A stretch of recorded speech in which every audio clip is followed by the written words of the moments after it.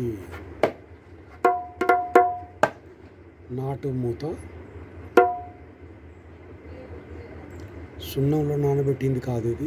సున్నంలో నానబెడితే తొందరగా చినిగిపోయే అవకాశం ఉంటుంది కనుక నేను ఎక్కువ ఇది వాడను. నేను మా దగ్గర చాలామందికి నేను ఇదే మూతలు వేస్తుంటాను. ఎంతైనా ఈ ఎడ్జ్ ఇట్లా డౌన్ అయింది కానీ చిరగదు.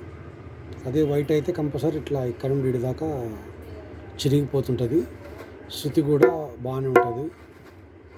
4.5 స్కేల్ దాకా మించి చేసుకోవచ్చు. ఇది ఎంత చేసుకున్నా మీకు ఇది సరౌండింగ్స్ సమానంగా దింపేటట్టు చేసుకుంటే చాలా నీట్గా ఉంటుంది. ఇది ట్యూనింగ్ కూడా బాగుంటుంది. స్కేలు చూడండి.